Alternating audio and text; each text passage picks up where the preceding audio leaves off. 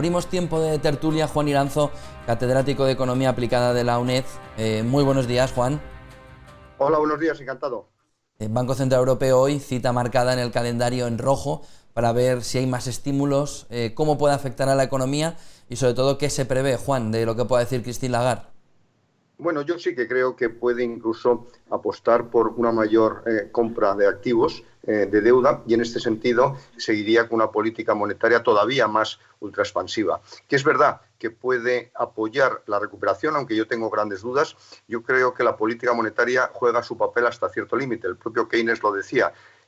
Cuando entras en trampa de liquidez no favoreces ni mucho menos la confianza. En segundo lugar, hay que tener en cuenta que va a llevar a cabo política ultraexpansiva, no quiere tensionar los tipos de interés para nada por dos razones fundamentales. Una, porque evidentemente quiere seguir impulsando la posible recuperación europea el próximo año. Y en segundo lugar, porque hay que tener en cuenta que tenemos un euro muy fuerte respecto al dólar, que se ha apreciado más de un 8% a lo largo del ejercicio.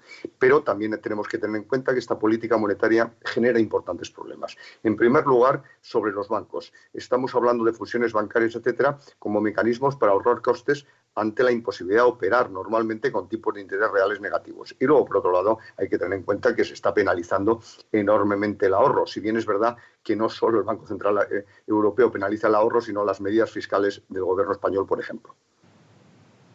Juan, muy buenos días. Quería preguntarle si en esta decisión del Banco Central Europeo podría haber alguna sorpresa, porque parece que todos tenemos claro más o menos lo que van a comunicar o la decisión que van a tomar, pero ¿podrían tener unas en la manga? Bueno, eso básicamente se lo podíamos pedir a ellos, pero en cualquier caso sí que se espera una cierta recuperación de la economía europea a partir ya del próximo trimestre y, por tanto, no espero que haya grandísimas sorpresas, porque evidentemente esas grandísimas sorpresas sería incrementar espectacularmente la política expansiva y yo creo que eso no es lo adecuado. Y en cuanto a los dividendos, parece que Luis de Guindos ya va abriendo la mano a que pueda haber incluso decisión banco por banco a la hora de poder volver a la senda de los dividendos. Eso sí que sería una buena noticia, sobre todo para el sector bancario. Hombre, sin lugar a duda, es que yo creo que además lo que no podemos es homogeneizar y tratar por igual a todas las entidades financieras y en este caso bancarias. Realmente cada banco es un caso muy concreto y cada banco tiene que presentar su programa de beneficios y dividendos, de reparto de dividendos, y en este sentido, bueno, pues el Banco Central Europeo debe analizarlo caso por caso, porque hay grandísimas diferencias entre unos bancos y otros en Europa. También está ahora negociándose ese Brexit casi en el tiempo de descuento. Ayer se reunían Ursula von der Leyen y Boris Johnson. Continúan las negociaciones, aún no se ha llegado a ningún acuerdo. ¿Qué previsiones hay sobre estas negociaciones y qué puede suceder? Es verdad que es una pregunta que hacemos siempre, pero bueno, cada vez parece, ¿no?, que se van acercando más las posturas. No sé si conseguiremos algo, conseguirán ellos algo que sea beneficioso para todos. Yo creo que en primer lugar se va a renunciar a ese mercado único interior que pretenden crear en el Reino Unido con Irlanda, etcétera, y en este sentido yo creo que se van a ir acercando enormemente las posturas. Y eso es enormemente importante y significativo para la economía española. Se acaba de publicar un informe por parte del Banco de España que pone claramente de manifiesto que la economía española es una de las más sensibles, más vulnerables al Brexit, por varias razones. En primer lugar, porque hay que tener en cuenta que de los 83 millones de turistas que recibimos el año 2019, bueno, pues el 22% procedían del Reino Unido. Es nuestra principal zona de procedencia de turistas. En segundo lugar, hay que tener en cuenta que la colonia del Reino Unido en España es enormemente importante. Por tanto, la evolución de la libra afecta a su poder adquisitivo y afecta, lógicamente, a la economía española. Asimismo, hay que tener en cuenta que tenemos grandísimas inversiones en el Reino Unido, desde los bancos Santander y Sabadell hasta Ferrovial, pasando por otro tipo de actividades, básicamente en Movistar, etcétera, etcétera. Por tanto, yo espero que se llegue a un acuerdo, pero en cualquier caso, lo que sí que hay que recordar, diga lo que diga Boris Johnson, es que el Brexit es negativo para la Unión Europea y para el Reino Unido. Y es una decisión unilateral que se ha tomado, yo creo que de una manera poco justificada. También sigue ahí ese bloqueo de Polonia y Hungría. Parece que ya van a llegar también a una solución, porque necesitamos ya esos fondos. Hay que tener en cuenta que Europa, que tenía además tradicionalmente el derecho de veto, ha estado utilizando precisamente esa capacidad de presión para obtener otra serie de contrapartidas. Todo hace indicar que Polonia y Hungría van a aprobar los fondos europeos de recuperación y eso, sin lugar a duda, es una buena noticia. Pero ojo, yo lo que me gustaría recordar, porque en España se está hablando que estos fondos europeos se pueden destinar a diferentes proyectos, a diferentes comunidades, etcétera, que estos fondos, caso por caso, proyecto por proyecto, tienen que ser aprobados por el 60% de la población europea, es decir, por los países representantes de ese 60%, y que además en todo momento cualquier país puede encender la luz de alarma si demuestra que el proyecto no está respondiendo adecuadamente a los fondos para el que fue destinado. También volviendo a esos fondos y sobre todo a los presupuestos generales del Estado que ya están a punto de aprobarse, la AIREF ha recordado que el Gobierno tiene 4 meses para comenzar a aclarar cómo planea comenzar a sanear las cuentas públicas. Dice que no basta con saber los proyectos, sino que tienen que ir acompañadas de un plan presupuestario, ¿no?, que marque esa hoja de ruta. ¿Qué opina usted sobre ese plan que todavía no llega?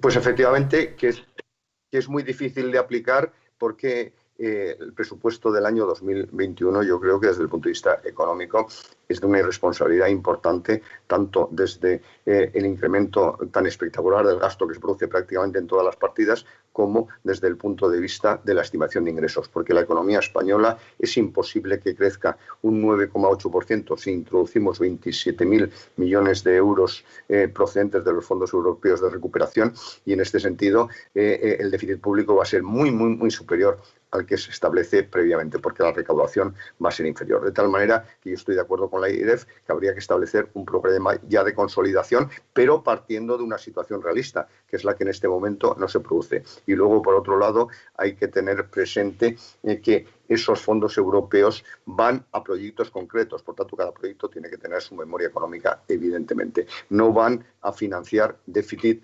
público. Y luego ya estos presupuestos, si bien es verdad que parece que han obtenido el visto bueno de Bruselas, ya tienen un reproche muy importante, que es que aumentan significativamente el déficit estructural de la economía española, que pasa a duplicar la media europea. La media europea es del 3,6%, España superaría el 7,2%. De tal manera que ese incremento permanente de gasto que no se financia adecuadamente puede generar graves problemas, precisamente para lo que usted decía, para consolidar fiscalmente en nuestro país. El déficit estructural es el más difícil de reducir porque no depende del ciclo económico.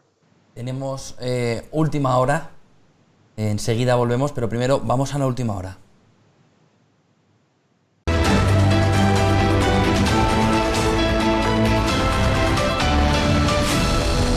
8:30 de la mañana, Hungría y Polonia aceptan ya levantar el veto al Fondo de Recuperación Europeo. Han conseguido sacar por el camino una declaración que Alemania meterá en esa ayuda, en ese paquete de ayudas, que es el de las injerencias a todo el sistema judicial en los países.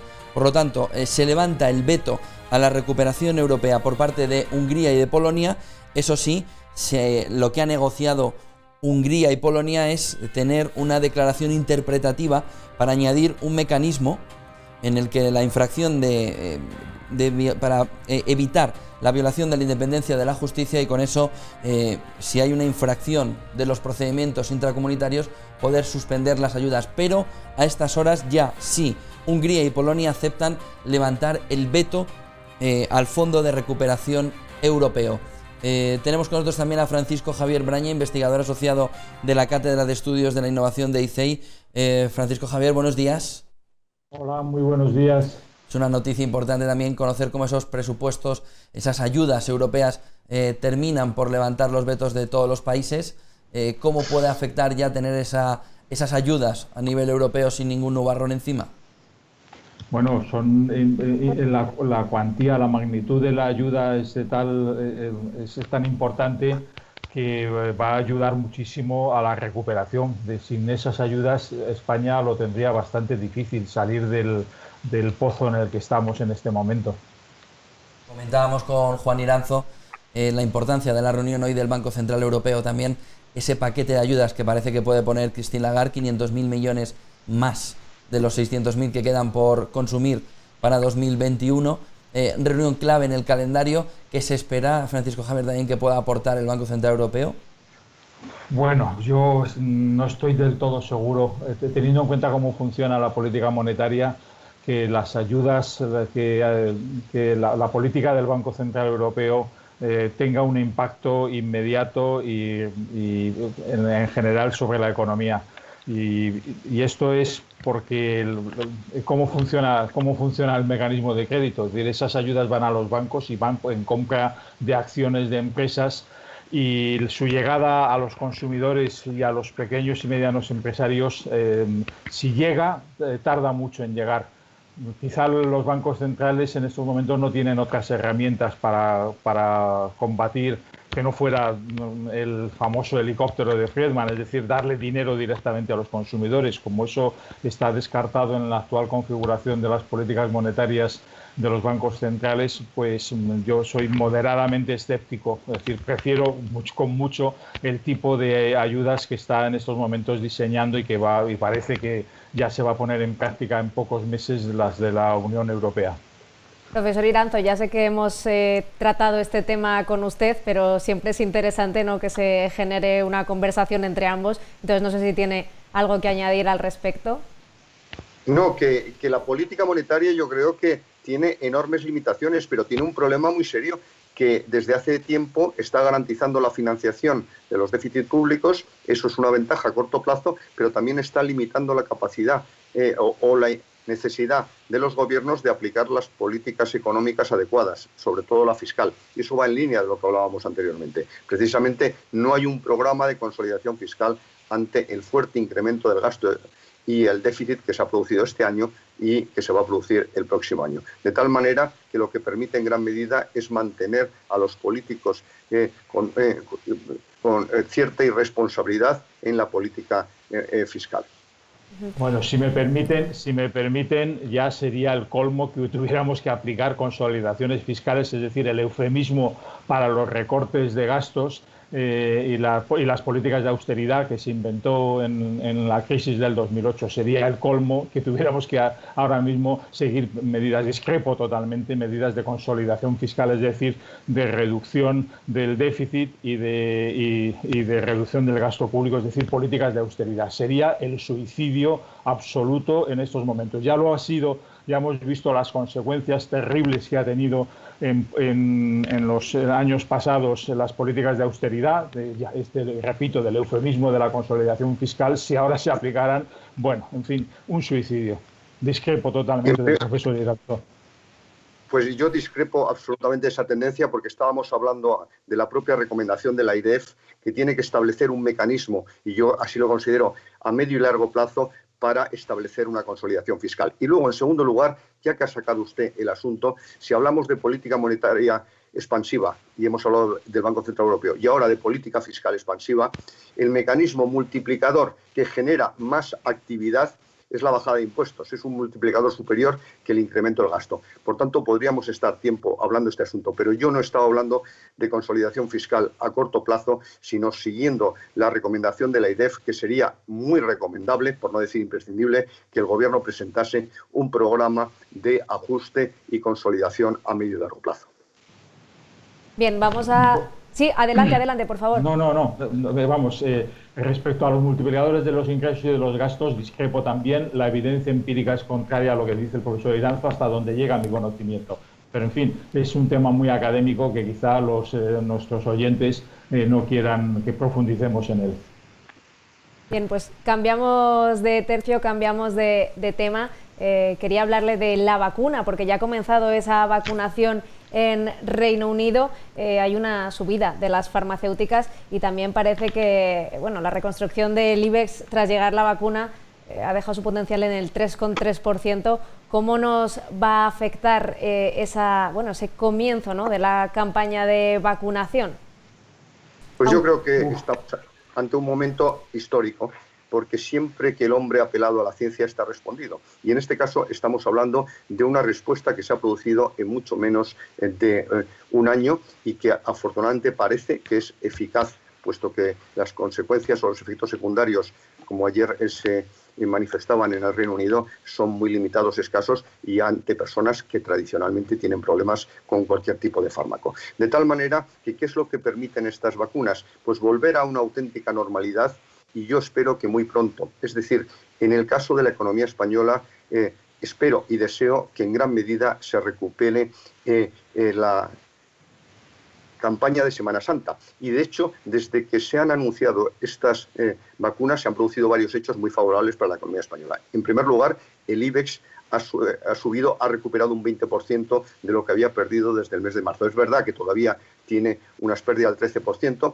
y que, por tanto, se le da un margen de subida por parte de los analistas para el año que viene de tan solo el 3,3%. Pero también es verdad que se da margen de subida vinculado a las vacunas y a la recuperación de la normalidad a la mayor parte de las actividades vinculadas con el turismo, es decir, líneas aéreas, hoteles, etcétera, y sobre todo, como muy bien decía usted anteriormente, se da un margen de subida muy importante a las, en este caso, fundamentalmente a las farmacéuticas. Y luego, por otro lado, hay que recordar que esa normalidad lo que debe permitir es que la actividad económica se recupere y, sobre todo, la movilidad. Uno de los grandes activos de la sociedad del siglo XXI es precisamente la fuerte movilidad, y eso es lo que hemos frenado con gravísimas consecuencias económicas a raíz de la pandemia.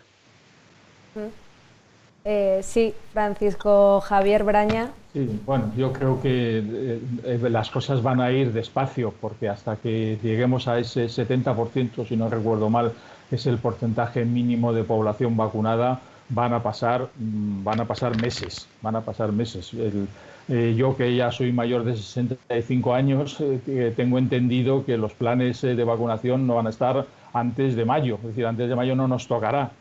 Hasta que llegue la vacuna, se empiece la población, sobre todo prioritaria, como son los del personal sanitario y otro personal, también hablan del transporte, residencias, va a tardar.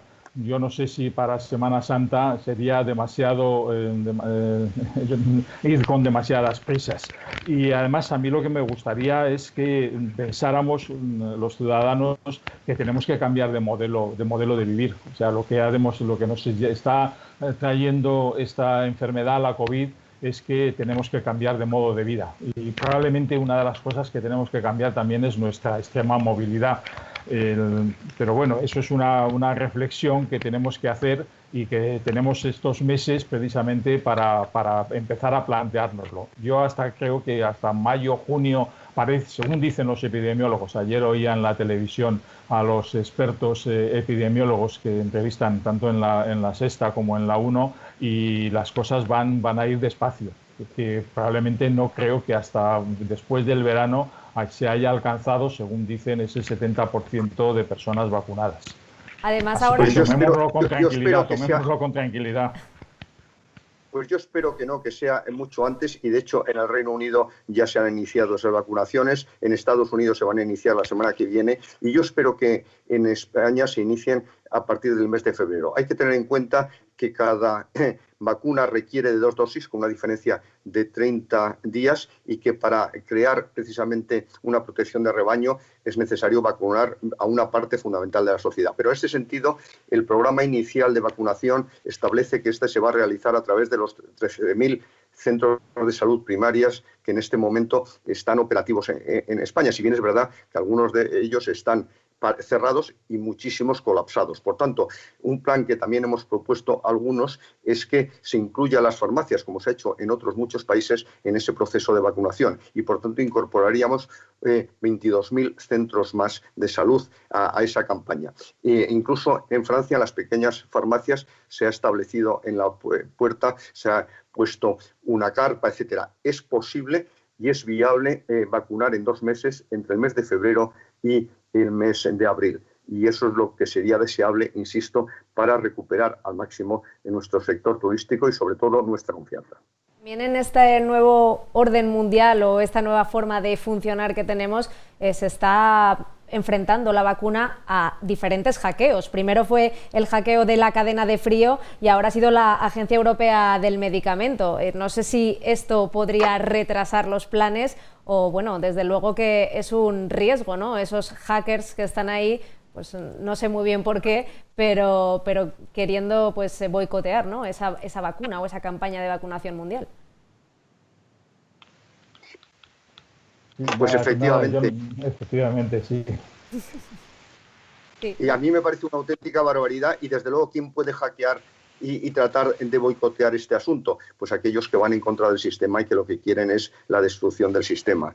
Y luego, por otro lado, hay que tener en cuenta que una vez más se generan en economía efectos multiplicadores. ¿Quién ha sufrido fundamentalmente la crisis de el COVID? Pues por ejemplo las compañías aéreas, que han estado prácticamente en tierra todo este periodo. Bueno, pues precisamente la logística vinculada a la distribución de las vacunas puede reactivar la actividad económica de las líneas aéreas. Por tanto, yo estoy muy esperanzado y espero, ojalá no me equivoque, que a corto plazo en España también se pueda iniciar el proceso de vacunación.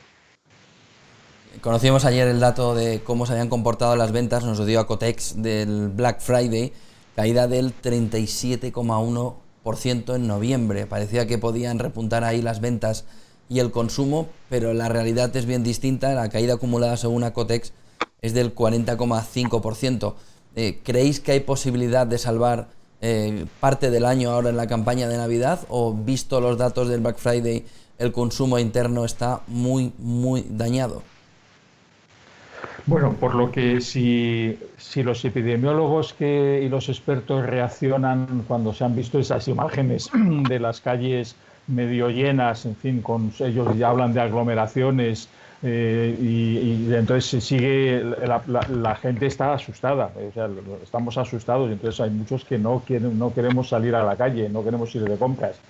Y si además nos asustan y nos dicen, no sé si con todo el fundamento del mundo, que no debemos hacerlo, que tenemos que quedarnos en casa, luego la gente no va a salir a comprar y lo veo complicado.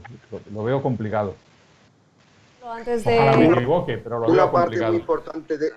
Una parte muy importante del comercio, afortunadamente, se está produciendo ya a través precisamente de Internet, y creo que estoy completamente de acuerdo con el profesor Braña de que no hay confianza. No hay confianza sanitaria, pero sobre todo no hay confianza económica. Y precisamente, ¿qué es lo que hacemos los ciudadanos cuando estamos preocupados, cuando estamos con miedo? Pues ahorramos por motivo de precaución, y precisamente esta es una de las características que se ha producido en los últimos meses, un fuerte incremento del ahorro de las familias. Y luego, por otro lado, es que las expectativas del empleo, sobre todo una vez que terminen los ERTEs, hay que recordar que hay más de 718.000 personas en ERTE en este momento, bueno, pues pueden ser muy negativas. Yo creo que esa es la razón fundamental por la que se está reduciendo el consumo a estos niveles. Aún así, se apuntaba que las ventas por Internet podían ser clave para esto, y además que había habido un aumento importante de ventas por Internet, que todas las compañías estaban apostando por esa parte digital. Es verdad lo de no salir de casa, pero es que hoy en día tampoco es necesario salir de casa para poder hacer las compras en Black Friday o en Navidad. Si me permiten todos también, que yo quería hacer un apunte sobre esto, es que al parecer esta caída, ¿no?, de las ventas no solo se ha producido en la tienda física, sino también precisamente en las compras online. Quiero decir que no es solo porque la gente no salga a la calle. Es por miedo, es porque estamos ahorrando, porque no nos atrevemos a comprar, porque no sabemos muy bien qué va a ocurrir en el futuro. Y hay que tener en cuenta que además la mayor parte de estas compras son de bienes, pensando en Navidad, etcétera, que no son imprescindibles.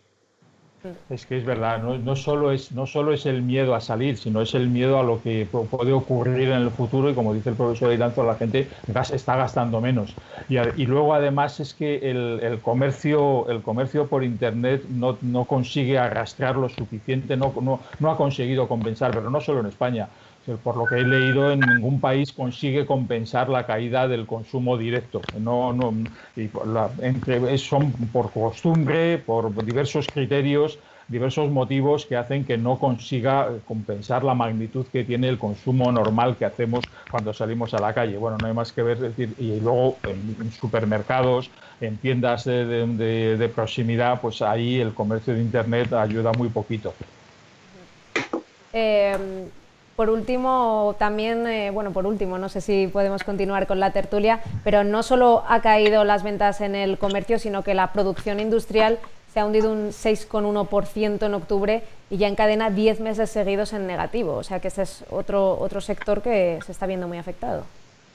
Hombre, evidentemente es una mala noticia, si bien es verdad que es de los sectores que menos se están viendo perjudicados, pero evidentemente enlaza, como muy bien dice, caídas desde el comienzo de la pandemia.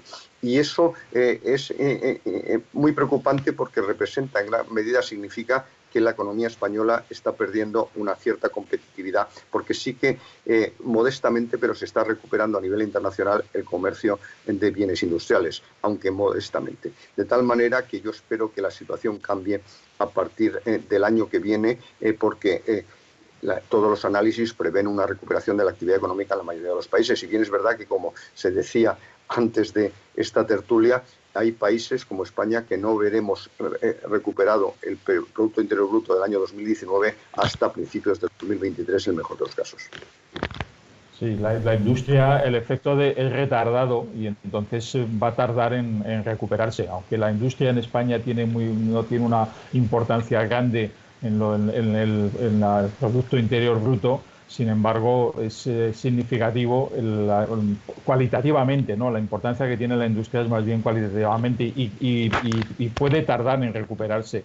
Una parte importante de esos ERTE se han producido precisamente en grandes empresas industriales. Como siempre, un placer charlar con ambos. Gracias por participar en esta tertulia económica aquí en Negocios. Francisco Javier Braña, investigador asociado de la Cátedra de Estudios de la Innovación de ICI, y Juan Iranzo, catedrático de Economía Aplicada de la UNED. Muchas gracias por habernos acompañado. Buenos días, encantados. Un abrazo, Francisco Javier. Gracias, saludos.